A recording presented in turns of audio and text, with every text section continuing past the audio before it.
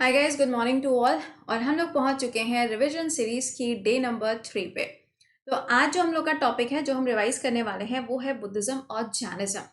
आप सबको पता है कि एक ऐसा टॉपिक है जहां से आपके हर पेपर के अंदर हर लेवल का क्वेश्चन बन जाता है। कहीं कहीं पे वन वर्ड बन जाता है, कहीं पे स्टेटमेंट वाइज बन जाता है। तो यहाँ पे हम लोग क्या करने वाले हैं, इस पर्टिकुलर टॉपिक को एक बार से रिवाइज करेंगे। आई होप कि आप लोगों ने ये टॉपिक 85 बार पढ़ा होगा। बस आज साथ साथ में उसका रिवीजन करते हुए चलेंगे, ठीक है। तो ये है आपकी आज की सीरीज का टॉपिक। बस एक काम करिएगा, क्लास के लिंक को लाइक और शेयर कर दीजिएगा। तो चलिए आगाज करते हैं, शुरुआत करते हैं। लेकिन इसके अलावा डेली बेसिस पे आपका 6:45 AM पे करंट अफेयर्स का क्लास चल रहा है। हैप्पी दिवाली वाला मोड ऑन हो चुका है, आई न्यू दिस, बट यार पढ़ना तो पड़ेगा ना। तो हम लोग पढ़ेंगे 6:45 AM के क्लास में अक्टूबर का compilation, so don't miss it. उसको टाइमली ज्वाइन कर लीजिएगा। चलिए अच्छा, शुरुआत करते हैं इस पर्टिकुलर टॉपिक की। देखिए, बुद्धिज्म और जैनिज्म की जब हम बात करते हैं तो जो बुद्धिज्म था ना, इसको कहा जाता है कि यार ये एक ऐसा रिलीजन था। अभी आप लेटेस्ट में देख रहे होगे कि कुछ ऐसे भी लोग होते हैं जो अपने रिलीजन को कन्वर्ट कर रहे हैं। अभी आपने देखा था कि रिसेंटली इस्लामिज्म को छोड़कर हिंदुज्म को फॉलो करना शुरू किया है एक काफ़ी फेमस लीडर की बेटी ने। तो हुआ क्या, ये बुद्धिज्म शुरू कहाँ से हुआ? तो ऐसा कहा जाता है कि स्टार्टिंग में जब सिंधु घाटी सभ्यता थी, उसके बाद में वैदिक सभ्यता आई। वैदिक सभ्यता के अंदर काफ़ी सारे ऐसे रिचुअल्स थे जो लोगों को अच्छे नहीं लगते थे, जैसे कि एनिमल्स का सेक्रीफाइस, यानी कि जो जानवर वगैरह थे उनकी बलि चढ़ाना।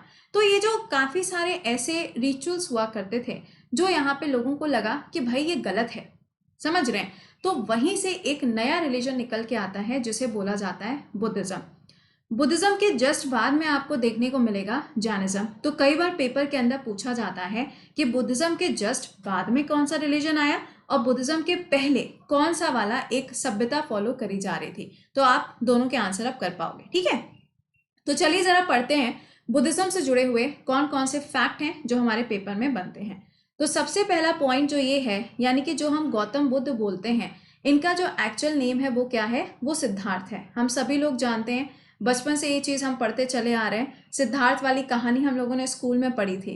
अब इनका जो जन्म है वो कब होता है? 563। प्लीज़ स्क्रीनशॉट मार के मत लाइएगा, क्योंकि बहुत सारी जगह पे ये ईयर कुछ और भी लिखा हुआ है। आई नो, बट आपको यही कंसिडर करना पड़ेगा क्योंकि एनसीईआरटी के अंदर यही लिखा हुआ है, ठीक है। सेकेंड पॉइंट, इनका जो जन्म है ना वो शाक्य फैमिली के अंदर होता है। और इनका जन्म होता कहाँ पर है? लुम्बिनी के अंदर होता है, जिसको आज के प्रेजेंट टाइम में अगर आप देखो तो ये नेपाल के अंदर लोकेटेड है। जब इनका जन्म होता है तो उस टाइम पर अगर आप देखें तो काफ़ी सारे सिंबल्स के बारे में बताया जाता है। जैसे कि कहा जाता है लोटस, लोटस को क्या कहते हैं? Birth of Gautam Buddha. कहा जाता है व्हील, व्हील का मतलब पहिया। तो ये क्या है? धर्म चक्र परिवर्तन, यानी कि जब इन्होंने अपना घर छोड़ दिया था उसके बाद में क्या होगा? इनको ज्ञान की प्राप्ति होगी। तो ये जो पूरा टाइम पीरियड था ना, इसे धर्म चक्र परिवर्तन के नाम से भी जाना जाता है। ओके, तो इनका जन्म, इनका रियल नेम और इनका जन्म हुआ कहाँ था, ये तीनों पॉइंट समझ गए होंगे। अब देखो होता क्या है, ये ऑब्वियस ही बात है कि एक बहुत ही रिच फैमिली से इनका जो रिश्ता था वो आपको देखने को मिलता है। राजा महाराजाओं वाली इनकी लाइफ थी। लेकिन इन्होंने क्या किया, एक बारी से, अब बताते हुए चलना, ठीक है। एक बारी से इन्होंने कहा कि मेरे को भ्रमण पे जाना है। तो जब ये भ्रमण पे निकलते हैं तो आप मुझे बताइए, इनके सबसे पहले जो गुरु बनते हैं आगे चल के, इनके सबसे पहले गुरु का नाम क्या था? कमेंट बॉक्स के अंदर लिख के बताइएगा। तो ये भ्रमण पे निकलते हैं भैया, ठीक है। लेकिन जब ये भ्रमण पे निकलते हैं तो जब ये पूरी सोसाइटी को देखते हैं, लोगों को देखते हैं, उनकी समस्याओं को सुनते हैं, तो इनको रियलाइज होता है यार पूरी दुनिया में कितना दुख है, कितना लोग परेशान है। तो उस टाइम पे जब ये अपना घर छोड़ते हैं तब इनकी जो एज थी वो कितनी थी? 29 ईयर्स थी। और यहीं से क्या होगा, जो चीज़ें हैं वो बदलना शुरू हो जाएंगी। इन्होंने डिसाइड कर लिया था कि अब मुझे कुछ ऐसे काम करने हैं जिससे पूरे समाज का क्या हो? कल्याण हो। तो इन्होंने जो अपनी रिच फैमिली थी उसको यहाँ पे इन्होंने छोड़ दिया, अपने लाइफस्टाइल को छोड़ दिया और आगे चल के इन्होंने क्या किया? ज्ञान की प्राप्ति करना शुरू किया। तो यहीं से क्या होता है? धर्म चक्र परिवर्तन की शुरुआत हो जाती है। आगे चल के टोटल 49 ईयर्स तक ये मेडिटेशन करते हैं। आपने नाम सुना होगा बोधि ट्री का। ये जो बोधि ट्री है ये एक हेरिटेज साइट भी है। कहाँ पर? बिहार के अंदर, बोध गया के अंदर। ये वो प्लेस है जहाँ पे इनको ज्ञान की प्राप्ति होती है। एनलाइटमेंट इनको जहाँ पर हासिल होता है। यूजुअली पेपर के अंदर पूछा जाता है कि वो पेड़ कौन सा था, वो जगह कौन सी थी, वो स्टेट कौन सा था, कितने दिनों का मेडिटेशन किया, जिसके बाद में इनको क्या हुआ, ज्ञान की प्राप्ति हुई। तो ये जो एनलाइटमेंट था ये इनको मिलता है कहाँ पर, बिहार के अंदर। एनलाइटमेंट का मतलब समझते हैं, यानी कि ज्ञान की प्राप्ति होना। आपने देखा होगा कि जब भी गौतम बुद्ध जी की कोई फोटो होती है या कोई स्टेचू होता है तो उनके पीछे के साइड पे इस तरीके से ना बड़ा स्पार्किंग सा दिखाते हैं। तो दिस इज व्हाट, अगर कोई भी बहुत ही ज्यादा ज्ञानी पुरुष होता है तो उसके आसपास आपको दिखाई देता है ना, ये पिक्चर्स वगैरह में देखा होगा आपने कि यार इनके पास तो बहुत ज्ञान है। तो दिस इज व्हाट, लाइटमेंट। तो इसी शब्द से यहाँ पे क्या बन गया, एनलाइटमेंट। ओके, अब इनको यहाँ पे ज्ञान की प्राप्ति तो हो गई। अब ज्ञान की प्राप्ति हुई तो ऑब्वियस सी बात है कि ये अपने विचारों को भी दूसरों तक लेकर आएंगे। तो इन्होंने अपने विचारों को दूसरों तक पहुंचाना शुरू कर दिया।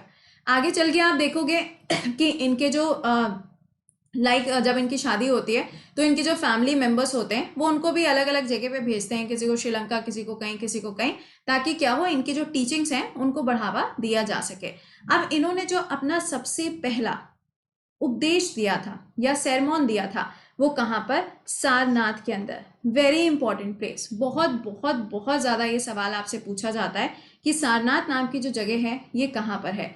तो बनारस या फिर वाराणसी से थोड़ी सी दूरी पर आपको सारनाथ नाम की जगह देखने को मिलती है।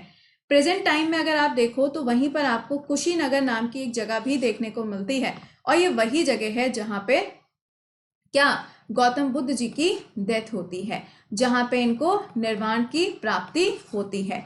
इसीलिए ये कुशीनगर वो एयरपोर्ट है जिसको अभी हाल ही में क्या किया गया, इनोग्रेट किया गया, और इसको एक इंटरनेशनल एयरपोर्ट का दर्जा भी दे दिया गया। सवाल जल्दी से आंसर करके बताओ, ये कौन सा स्टेट में। आई नो कि सवाल मेरा गलत है बट कोई बात नहीं, this is a happy Diwali. Okay, answer करिए। तो यहाँ पर क्या हुआ, जब इन्होंने अपना पहला उपदेश दिया तो यहीं से शुरुआत होती है व्हील ऑफ लॉ की, यानी कि अब लोगों की लाइफ में क्या होगा, चेंजेस आना शुरू हो जाएंगे। और ये जो चेंजेस आना शुरू होते हैं इसी को नाम दे दिया जाता है धर्म चक्र परिवर्तन। वेरी इंपॉर्टेंट टर्म, आपसे पेपर में ये सवाल पूछा जाता है कि इस शब्द का मतलब क्या है। ओके, आगे चल के आप देखेंगे कि जब हम यहाँ पे गौतम बुद्ध जी की बात करते हैं तो आगे चल के जब इनकी एज 80 ईयर्स की होती है तो कुशीनगर के अंदर इनको यहाँ पे, आपको पता ही है कि इनकी लास्ट ब्रीथ जो है वो कुशीनगर के अंदर, और इस पर्टिकुलर टाइम पीरियड को बोला जाता है महापरिनिर्वाण या फिर निर्वाण के नाम से भी इसको जाना जाता है। और ये टाइम पीरियड क्या था, ये भी आपके पेपर में आता है, 483 क्या BC के टाइम पर इनकी क्या होती है, डेथ होती है। किस जगह पर, कुशीनगर नाम की जगह पे, which is in UP obviously. अच्छा, अब देखो कई बार क्या होता है, बुद्धिज्म से जुड़े हुए कुछ और फैक्ट आपसे पेपर में पूछे जाते हैं। इनके 4 नोबल ट्रुथ हुआ करते थे। देखो इन्होंने क्या कहा था, इन्होंने कहा था कि हमारे समाज के अंदर ये जो दुख है ना, दुख का कारण क्या है, डिजायर। नहीं, I am not talking about Swift Dzire. Dzire का मतलब है आपकी आकांक्षाएं, जो आप चाहते हैं करना, उसी की वजह से क्या है, दुख है। अब देखो जैसे कि तुम चाहते हो सिलेक्शन हो जाए, राइट। अब सिलेक्शन होने के लिए क्या करना पड़ता है, पढ़ना पड़ता है, सुबह सुबह उठना पड़ता है, सुबह सुबह मैम आ जाती है पढ़ाने के लिए, दिवाली वाले दिन भी छुट्टी नहीं देती। तो क्या है, तुम टेंशन में हो ना, तुम परेशान हो, लेकिन तुम ये चीज़ भूल जा रहे हो कि जब तुम यहाँ पे भले ही थोड़ा बहुत परेशान हो, कोई फर्क नहीं पड़ता, लेकिन अगर तुम उसी चीज़ को शांति से सीखने की कोशिश करोगे, वो चीज़ें आपके लिए लॉन्ग लास्टिंग हो जाती हैं। आइकॉनिक काजल की बात नहीं हो रही है, लॉन्ग लास्टिंग खुशी की बात हो रही है। चलिए, अच्छा, तो यहाँ पे सबसे पहले क्या है, दुख यानी कि सफरिंग। तो पूरी दुनिया के अंदर क्या है भैया, दुख भरा हुआ है। और ये जो दुख आपको देखने को मिल रहा है किसकी वजह से है, यहाँ पे डिजायर की वजह से है। अच्छा, अब जो सफरिंग है यहाँ पे कुड बी क्या, एक्सटिंग्विश्ड, यानी कि इसका कोई ना कोई निवारण भी होना चाहिए, इसको किसी ना किसी तरीके से एंड भी होना चाहिए। तो यहाँ पे अगर हम 4 फोल्ड की बात करें तो भाई 4 में से 3 ही आपको पता होने चाहिए, और चौथा तो क्या है, जब इन सब चीज़ों का सोल्यूशन हो जाएगा तो क्या होगा, खुशी खुशी खुशी। तो ये चौथा वाला पॉइंट है। खैर, आगे आते हैं। अब सुनिएगा, अगर यहाँ पे आपसे पूछा जाता है कि ऐसा कौन सा रिलीजन था जिसके अंदर 8 फोल्ड पाथ देखने को मिलते हैं, तो 8 फोल्ड पाथ आपको बुद्धिज्म के अंदर देखने को मिलते हैं। इसमें क्या क्या बातें कही गई हैं, राइट व्यू, यानी कि जो व्यू है वो बिल्कुल सही होना चाहिए, यानी कि जैसे कि महात्मा गांधी जी के हैं ना सिद्धांत कि बुरा ना देखो, बुरा ना सुनो, बुरा ना कहो, बस उसी तरीके से यहाँ पर आपको ही मिलेगा। तो राइट इंटेंशन, आपकी इंटेंशन बिल्कुल सही होनी चाहिए। आप जो भी बोले वो अच्छा होना चाहिए, आप जो भी एक्शन ले वो भी बिल्कुल सही होना चाहिए। आपका लाइवलीहुड जो है कि मतलब आप कैसे रह रहे हो वो भी एक तरीके से अच्छा होना चाहिए। तो ये सारी बातें जो हैं ये 8 फोल्ड के अंदर आती हैं। आपसे सिंपली पूछा जाता है कि 8 फोल्ड कौन सा रिलीजन से जुड़ा हुआ है, आप आंसर कर ले जाओगे बुद्धिज्म। ठीक है, अच्छा अब बुद्धिज्म से जुड़े हुए कुछ टेक्स्ट हैं, जैसे कि आपको मालूम है कि जब हम यहाँ पे बुद्धिज्म और जैनिज्म की बात करते हैं तो 2 लैंग्वेजेस आती हैं, एक है पाली और एक क्या है, प्राकृत, यही तो है ना। तो पाली लैंग्वेज बुद्धिज्म से जुड़ी है, प्राकृत लैंग्वेज जैनिज्म से जुड़ी हुई है। तो यहाँ पर आप देखोगे तो इनकी जो सबसे पहली काउंसिल होती है, अभी काउंसिल कहाँ से आ गई, देखिए जब भी किसी पर्सन की डेथ होती है, अगर वो बहुत ही ज़्यादा ऐसे समझ लो ज्ञानी पुरुष है, तो क्या होता है उनके बारे में किसी ना किसी किताब के अंदर लिखा जाता है, या जैसे विवेकानंद जी हैं, अब उनको याद करने के लिए क्या करते हैं हम लोग, नेशनल लेवल पर क्या सेलिब्रेट करते हैं, यूथ डे मनाते हैं, राइट। तो उसी तरीके से इनकी जो टीचिंग्स थी वो हर एक व्यक्ति तक पहुंचे, इसके लिए इन्होंने क्या किया था, काउंसिल का गठन किया था। ये काउंसिल वैसे तो टोटल 6 हुई हैं और ये हर साल ही होती है, लेकिन टॉप 4 जो हैं वो आपसे पेपर के अंदर पूछी जाती हैं। तो आइए ज़रा हम लोग चारों के बारे में बात करेंगे। बस ये ध्यान रखिएगा कि इनकी जितनी भी टीचिंग्स हैं वो पाली भाषा के अंदर लिखी गई हैं, ठीक है। अभी आगे बताते हैं कौन कौन सी 4 हैं। ये मैंने आपको बताया ना, ऐसे भाई कमेंट बॉक्स में लिखते चला करो वरना नींद में ही रहोगे।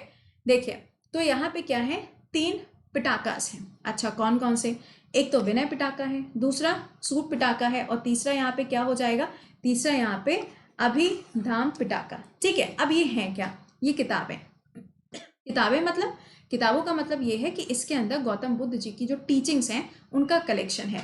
तो जो विनय पिटाका है, कहा जाता है कि रूल ऑफ कंडक्ट, यानी कि हमारी लाइफ के अंदर डिसिप्लिन होना चाहिए, और ये डिसिप्लिन वगैरह की जो बातें हैं वो इसके अंदर लिखी गई हैं। अगला लिखा हुआ है मेन टीचिंग्स, यानी कि सूट पिटाका जो है इसके अंदर जो गौतम बुद्ध जी की टीचिंग्स थी उनके द्वारा जो भी बातें बताई गई, जो भी बातें कही गई हैं वो सारी की सारी इसके अंदर लिखी हुई हैं।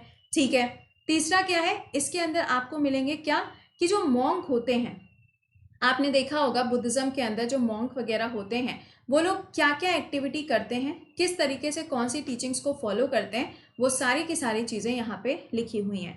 कमेंट बॉक्स के अंदर लिखते हुए चलिएगा कि बुद्धिज्म जो है वो कितने पार्ट्स में डिवाइडेड है, ज़रा लिख के मुझे बताना। अच्छा अब देखो यार, यहाँ पे 4 काउंसिल के बारे में लिखा है, मैं आपको सिर्फ की पॉइंट बताऊंगी। देखो पहली वाली जो यहाँ पे बुद्धिस्ट काउंसिल होती है गौतम बुद्ध जी की डेथ के बाद में, वो होती है 483 में, फिर 383 में, फिर 250 में, और फिर 98 में। पहली वाली जो होगी ये ध्यान दीजिएगा कहाँ पे होगी, तो इसका आयोजन राजगृह के अंदर होता है। दूसरी वाली वैशाली में, तीसरी वाली पाटलिपुत्र में, चौथी वाली कश्मीर के अंदर। लेकिन इनका आयोजन कौन कराता है, तो ये ध्यान रखिएगा, मैंने आपको ए से याद कराया था। यहाँ पे ए से क्या है, आजाद शत्रु, के से क्या है, कालाशोक, ए से क्या है, अशोक, और यहाँ पे लास्ट में के से क्या है, कनिष्क। तो ये चारों के चारों जो हैं वो आपके लिए क्या हो जाते हैं, इंपॉर्टेंट हो जाते हैं। चलो ठीक, ये बातें हो गई, समझ में आ रहा हो तो एक बार से थम अप करते हुए चलना, और हाँ सेशन को लाइक वाइक कर दिया करो यार, आज तो दिवाली है, आज तो ऐसा कर सकते हो ना। चलो आगे चलते हैं। UNESCO heritage site related to Buddhism, अब बहुत सारी वैसे साइट्स हैं बुद्धिज्म से जुड़ी हुई, लेकिन हम यहाँ पे बात करेंगे उन साइट्स के बारे में जो कि सबसे ज़्यादा इंपॉर्टेंट है और यूनेस्को के अंदर आती हैं, जिसके अंदर सबसे इंपॉर्टेंट नालंदा यूनिवर्सिटी। आप सब लोग जानते हैं राजगृह के अंदर ये लोकेटेड है, एंड यूजुअली इसके ऊपर सवाल बन जाता है कि इसको किसने बनाया था, कुमार गुप्त का नाम आता है, किसने तुड़वाया था, फिर रिकंस्ट्रक्ट किसने करवाया, आग किसने लगवाई, सो मैनी थिंग्स। ठीक है, अगला सुनिएगा, सांची स्तूपा अशोक के टाइम पे, सबको मालूम है ये कहाँ है, ये एमपी के अंदर लोकेटेड है। अच्छा ठीक है, अब देखो अगला क्या है, महाबोधि कॉम्प्लेक्स, ये कहाँ है, ये भी आपको बिहार के अंदर मिलेगा। अजंता की जो गुफाएं हैं ये सबसे ज़्यादा इंपॉर्टेंट इसलिए हो जाती हैं क्योंकि यहाँ पर जितनी भी चीज़ें दिखाई गई हैं वो सारी की सारी बुद्धिज़्म से ही जुड़ी हुई हैं, यहाँ किसी और रिलीजन को डिपिक्ट नहीं किया गया। तो ये कुछ पॉइंट्स हैं जो आपको याद रखने हैं बुद्धिज़्म के बारे में। अब आइए एक बार से देख लेते हैं जैनिज्म। देखो जैनिज्म में कुछ बहुत ज़्यादा नहीं है, जैसे कि बुद्धिज़्म में क्या होता है, हीनयान, महायान, उसी तरीके से यहाँ पे क्या होगा, दिगंबर और श्वेतांबर, 2 अलग अलग आपको यहाँ पे वर्ग देखने को मिलेंगे। श्वेतांबर वो लोग होते हैं जो व्हाइट कलर के कपड़े पहनते हैं, आपने देखा होगा कि वो लोग मास्क लगा के चलते हैं, मतलब उनकी ये लाइक आप कह सकते हो कि उनकी ये मान्यता है कि अगर वो मास्क लगा के नहीं चलेंगे तो लाइक कोई इंसेक्ट उनके मुंह में जा सकता है तो उसकी भी डेथ हो जाएगी। तो they are just like a saviour. ठीक है, चलिए जैनिज्म की बात करें, बुद्धिज्म के जस्ट बाद में आता है। देखिए जैनिज्म के लिए अगर आप देखो, ऑब्वियस ही बात है महावीर स्वामी जी का नाम यहाँ पे आएगा, और इनके टाइम पे अगर आप देखें जैनिज्म की अगर बात कर रहे हैं तो टोटल 24 तीर्थंकर आपको देखने को मिलेंगे। 24 नंबर की अगर हम बात करें तो वो महावीर जी थे, लेकिन आप मुझे कमेंट बॉक्स में आंसर करके बताओ 23 नंबर के कौन से थे। हैप्पी दिवाली वाला क्वेश्चन। अगला सुनिएगा, सबसे पहले जो तीर्थंकर थे वो कौन थे? ऋषभ देव थे। कई बार पेपर के अंदर सवाल पूछा जाता है कि महावीर स्वामी जी का जो सिंबल था वो सिंबल क्या था, तो दैट वाज लाइन। तीर्थंकर का मतलब क्या होता है? टीचर। टीचर का मतलब क्या होता है? एक ऐसा व्यक्ति जो आपको चीज़ों को क्या कर रहा है, सिखा रहा है। जब भी कोई यहाँ पे आपको कोई टीचिंग्स के बारे में बात करे तो उसको सीधे बोल देना तीर्थंकर, है ना। चलिए अच्छा, यहाँ पे आगे के पॉइंट की बात करते हैं। यहाँ पे आगे का जो पॉइंट है वो बताता है कुछ पर्टिकुलर राइट्स के बारे में, जैसे कि right faith, right knowledge, right action. ये क्या है? ये इनकी टीचिंग्स हैं। क्या है? इनकी टीचिंग्स हैं। लेकिन मैम इनकी तो 2 काउंसिल हुई थी ना जिनके बारे में पेपर में आता है। जी हाँ, डेफिनेटली जैनिज्म में अगर आप देखेंगे तो इनकी 2 काउंसिल के ऊपर यूजुअली क्वेश्चन बनता है।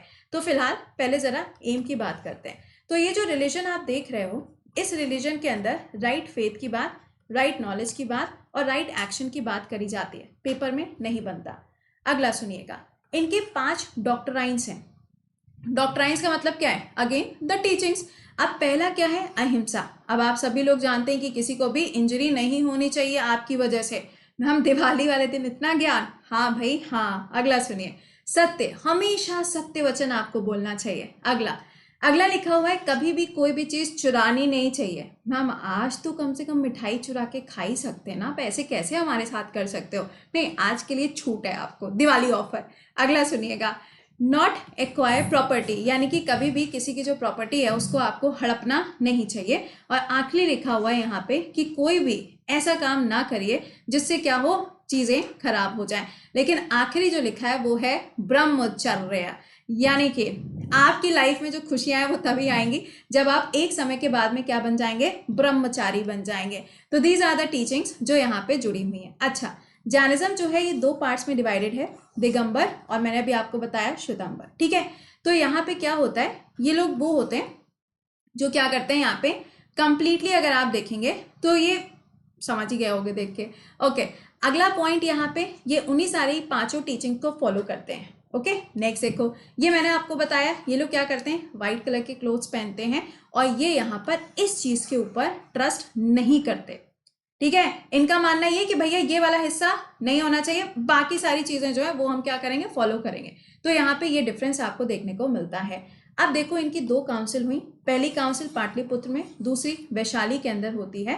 पहली वाली जो है वो चंद्रगुप्त मौर्य के टाइम पे, और जो दूसरी वाली है उनके बारे में कुछ भी ऐसा एविडेंस नहीं मिलता है कि हाँ इन्होंने ही करवाई थी। ठीक है, तो ये 2 काउंसिल आपको याद रखनी है। अच्छा, जैनिज्म में लिटरेचर की बात करो तो लिटरेचर जो है ना, इसको अगम के नाम से जाना जाता है। आप पेपर उठा के देखना, यूजुअली पेपर के अंदर सवाल बनता है कि अगम स्टैंड्स फॉर, तो अगम क्या है, जैन लिटरेचर है।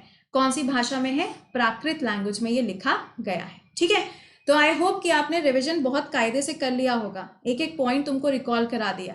अगला सुनिएगा, कुछ ऐसी चीजें हैं जिसका प्रॉपर आपको एक्सप्लेनेशन इन्हीं लिटरेचर्स के अंदर देखने को मिलता है, यानी कि उन्होंने क्या कहा, क्या उनकी टीचिंग्स थी, वो सारी बातें लिखी हुई हैं। पहले ये प्राकृत लैंग्वेज में हुआ करती थी, आगे चल के डिफरेंट लैंग्वेजेस में भी पब्लिश करी गई है। ऐसा नहीं है कि अब सिर्फ ये इसी लैंग्वेज में रही हो। तो आई होप कि आपने प्रॉपर रिविजन कर लिया है। अगर आपने रिविजन कर लिया है तो एक बार से थम अप करिएगा, उसके बाद बोलेंगे हैप्पी दिवाली। ठीक है, चलिए इसके अलावा आज तो 3 तारीख है, आपका नया पेड बैच भी स्टार्ट हो रहा है शुभ दिवाली के साथ में। तो अगर आपने अभी तक पेड बैच को ज्वाइन नहीं किया है तो ज्वाइन कर लीजिएगा, जहां पे आपको पूरा सिस्टमैटिक तरीके से हर एक एजुकेटर के साथ में इंटरैक्ट करने का मौका मिलता है। लाइव क्लासेस होते हैं, आपके लिए टेस्ट कंडक्ट किया जाता है और अपनी क्वेरी को आप रिजॉल्व करा सकते हो। 3 तारीख से नया सफलता बैच स्टार्ट हो गया है, जहां पे आपके सारे के सारे टॉप एजुकेटर्स तो मिलेंगे ही मिलेंगे, बाकी आप किसी भी एजुकेटर का भी क्लास कर सकते हो। ध्यान दीजिएगा कि आप जब सफलता बैच ज्वाइन करेंगे तो ये बैच ज्वाइन करते टाइम आपको कोड यूज करना है सो दैट 10% का आपको डिस्काउंट मिल सके। ध्यान ये रखना है कि जब आप बैच को ज्वाइन करें तो आपको ये पता होना चाहिए कौन से पेपर की तैयारी कर रहे हो, एसएससी या स्टेट पीएससी या एनडीए, सीडीएस, लेखपाल, कोई भी एग्जाम हो, बेसिक से पढ़ना है, जीएस, मैथ, इंग्लिश और reasoning, you can join this batch. इसके अलावा हर संडे को आपका कॉम्बैक्ट होता है एसएससी कैटेगरी में।